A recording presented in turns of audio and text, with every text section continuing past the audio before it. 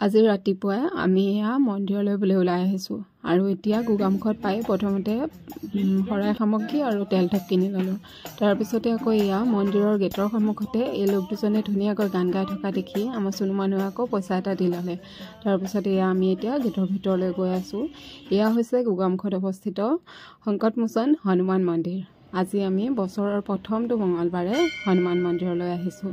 এয়া এতিয়া প্ৰথমে আমি চাকি বন্তি জ্বলাই ল'লোঁ, তলত য'ত আছে মানে বন্তি জ্বলোৱা জেগা তাতে আমি বন্তি লগাই ল'লোঁ। তাৰপিছত এতিয়া আমি ওপৰলৈ আহিছোঁ সেৱা কৰিবলৈ।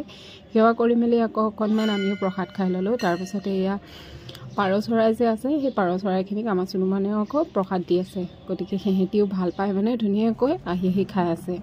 আৰু এয়া চাওক আজি বছৰৰ প্ৰথমটো মঙলবাৰে হনুমান মন্দিৰৰ ৰাতিপুৱাৰ পৰিৱেশ আৰু আমি ধুনীয়াকৈ পূজা পাতল সেয়া আমি আহি আছোঁ তললৈ।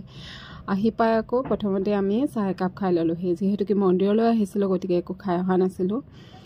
চাহ খাই মেলি ওলাই আহি আকৌ এইফালে ওচৰতে থকা শিৱ মন্দিৰ ভাগৰ সন্মুখত তেনেকৈ ধুনীয়াকৈ পাৰ চৰাই বহুত থাকে আৰু আমাৰ চুটুমণি মানে আগতেও এদিন এনেকৈ পাৰ চৰাই খাবলৈ দিছিলে, গতিকে খাবলৈ দিওঁতে মানে গোটেই চৰাইখিনি যে আহি যায় তাই মানে বহুত ভাল পায়, সেইকাৰণে আজিও তাই দিবলৈ মন।